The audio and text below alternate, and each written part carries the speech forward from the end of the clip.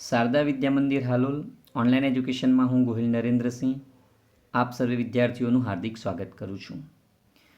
जिस व्यक्ति में आत्मविश्वास नहीं है वो बुद्धिमान होकर भी मूर्ख हैं और बहादुर होकर भी कायर है। आत्मविश्वास बनाए रखना जरूरी है, क्योंकि बुद्धिमान व्यक्ति यदि आत्मविश्वास खो देता है तो वो मूर्ख बन जाता है, और बहादुर यदि आत्मविश्वास खो देता है तो वह कायर ही कहलाता है। तो आत्मविश्वास बनाए रखिए और आगे बढ़ते रहिए। आज हम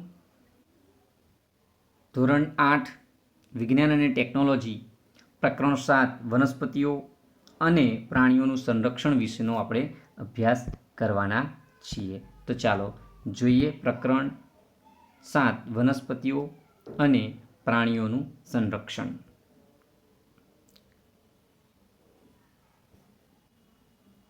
આપણે જોયું ધોરણ 7માં કે બુજો તેમજ પહેલીએ પ્રોફેસર અહેમદ તેમજ ટીબુ સાથે જંગલનું ભ્રમણ કર્યું હતું। તે પોતાના સહાધ્યાયીઓ સાથે તેમના અનુભવો વહેંચવા ખૂબ જ ઉત્સુક હતા। વર્ગના બધા જ વિદ્યાર્થીઓ પણ પોતપોતાના અનુભવો બતાવવા માટે અત્યંત ઉત્સુક હતા, કારણ કે તેમાંથી કેટલાક ભરતપુર અભયારણ્ય ભ્રમણ કરવા ગયા હતા, યાદ છે ને? કેટલાકે કાજીરંગા રાષ્ટ્રીય ઉદ્યાન, લોકચાઉ વાઇલ્ડલાઇફ અભયારણ્ય તથા ગ્રેટ નિકોબાર બાયોસ્ફિયર રિઝર્વ, વાઘ સંરક્ષિત વિસ્તાર વગેરે વિશે સાંભળ્યું હતું। તો રાષ્ટ્રીય ઉદ્યાનો, વન્યજીવ અભયારણ્ય જેવા રક્ષિત ક્ષેત્રોને બનાવવાનો ઉદ્દેશ્ય શું છે એ આપણે ચર્ચા કરીશું। વન નાબૂદી અને તેના કારણોની ચર્ચા કરીએ તો આપણે પૃથ્વી પર વિવિધ પ્રકારની વનસ્પતિઓ તેમજ પ્રાણીઓ જોવા મળે છે। તે માનવ જાતિને ટકી રહેવા માટે તેમજ સારી રીતે રહેવા માટે આવશ્યક છે। આજે સજીવોના અસ્તિત્વ માટે વન નાબૂદી એક મોટો ખતરો બની ગયો છે। વન નાબૂદીનો અર્થ છે વનનો નાશ કરીને પ્રાપ્ત જમીનનો અન્ય કાર્યો માટે ઉપયોગ કરવો। વનમાં વૃક્ષોની કાપણી નીચેના ઉદ્દેશોથી કરવામાં આવે છે: ખેતીવાડી માટે જમીન પ્રાપ્ત કરવી, ઘર તેમજ કારખાનાઓનું નિર્માણ કરવું, લાકડાના ફર્નિચર બનાવવા તથા બળતણ માટે ઉપયોગ કરવામાં આવે છે। દાવાનળ તેમજ ભયંકર દુષ્કાળ પણ કેટલાક કુદરતી વન નાબૂદીના કારણો છે। પ્રવૃત્તિ 7.1 તમારે કરવાની છે કે તમારી યાદીમાં વન નાબૂદીના અન્ય કારણોને નોંધવાના, તેને કુદરતી તેમજ માનવ સર્જિતમાં આપણે વર્ગીકૃત કરવાના છે। હવે વન નાબૂદીના પરિણામોની ચર્ચા કરીએ તો તમારી આ યાદી બાદ ચર્ચા કરીએ તો વન નાબૂદીના પરિણામો કયા હોઈ શકે? તો પહેલી તેમજ બુજોએ શું કર્યું છે? તો વન નાબૂદીના કારણોના પરિણામોને યાદ કરવાનો પ્રયાસ કર્યો। તેમને યાદ છે કે વન નાબૂદીથી પૃથ્વી પર તાપમાન તેમજ પ્રદૂષણના સ્તરમાં વધારો થાય છે, તેનાથી વાતાવરણમાં કાર્બન ડાયોક્સાઇડના સ્તરમાં વધારો થાય છે, ભૂમિય જળનો ઘટાડો થાય છે। તેનાથી ખ્યાલ આવે છે કે વન નાબૂદીથી પ્રાકૃતિક સંતુલન પર પ્રભાવ પડે છે। પ્રોફેસર અહેમદે તેમને બતાવ્યું કે જો વૃક્ષોની આ પ્રકારે કાપણી ચાલતી રહે તો વરસાદ તેમજ ભૂમિની ફળદ્રુપતામાં ઘટાડો થાય, તેનાથી વધુ પ્રમાણમાં પૂર તેમજ દુષ્કાળ જેવી કુદરતી આફતોની સંભાવના વધી જાય છે। હવે તમને એવું થાય કે વન નાબૂદીથી એક બાજુ વરસાદમાં ઘટાડો થાય છે તો બીજી બાજુ પૂર આવવું આ કઈ રીતે સંભવ બને?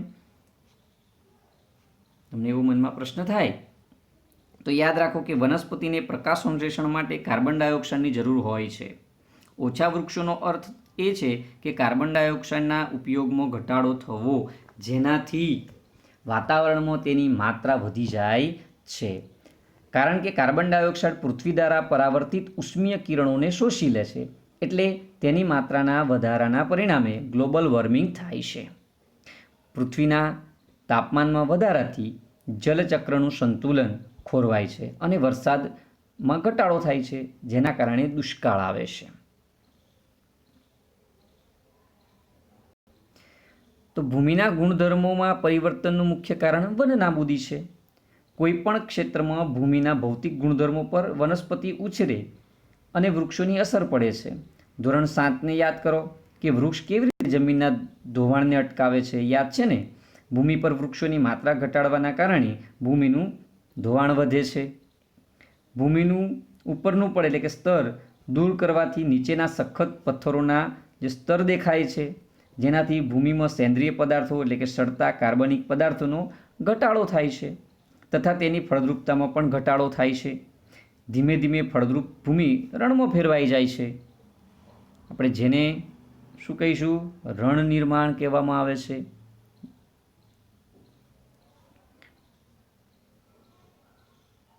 વન નાબૂદીના કારણે ભૂમિની જળ સંગ્રહ ક્ષમતામાં પણ ઘટાડો થાય છે તથા ભૂમિની ઉપરના પડની મારફતે નીચેના સ્તરોમાં પાણી પ્રવેશવાની ક્રિયામાં અસર ઊભી થાય છે, જેના પરિણામ સ્વરૂપે પૂર આવે છે.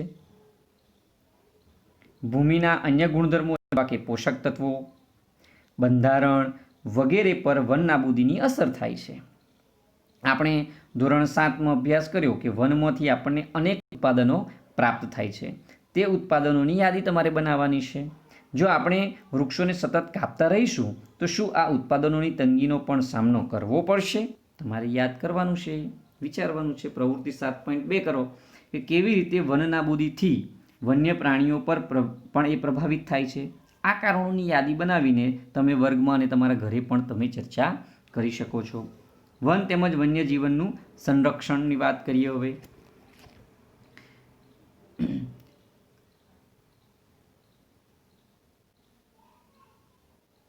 વન નાબૂદીની અસરો જાણ્યા બાદ પહેલી અને બુજો ચિંતિત હતા.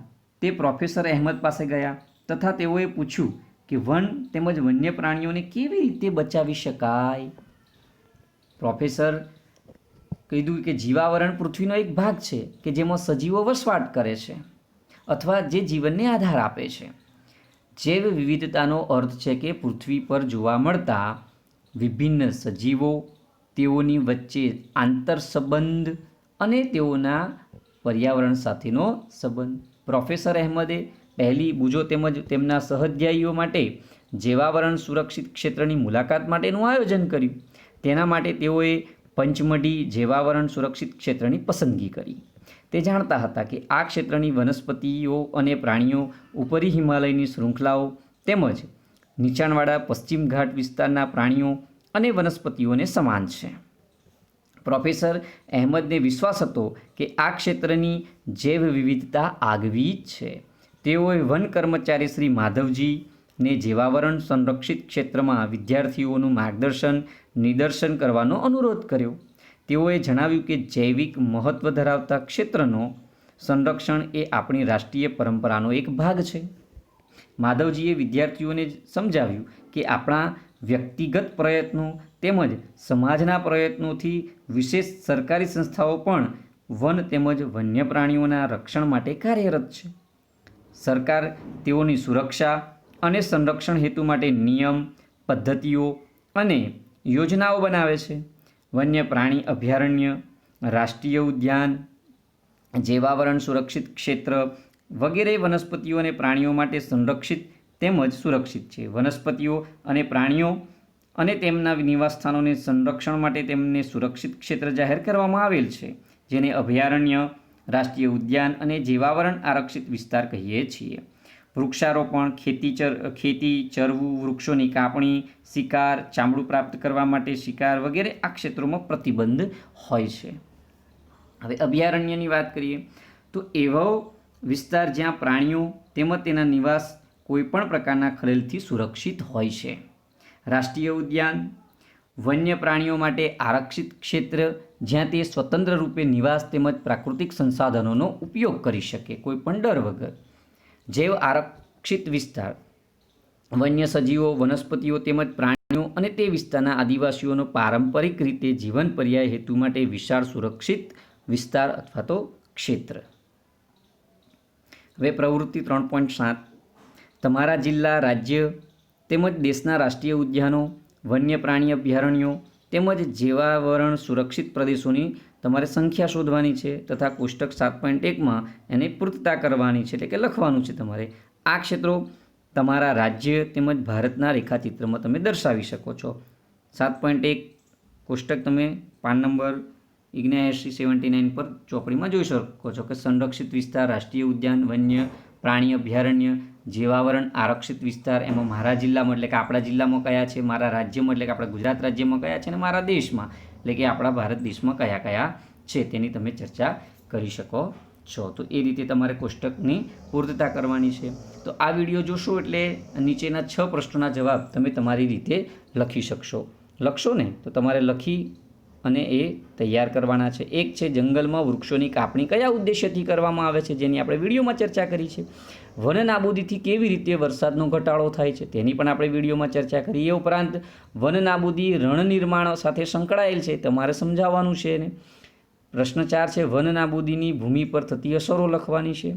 5મો પ્રશ્ન છે, સુરક્ષિત ક્ષેત્રો સમજાવી તેમાં શાના પર પ્રતિબંધ છે તે તમારે જણાવવાનું છે. અને 6થો પ્રશ્ન છે, વૈજ્ઞાનિક કારણ છે કે વન નાબૂદીથી ગ્લોબલ વોર્મિંગ થાય છે.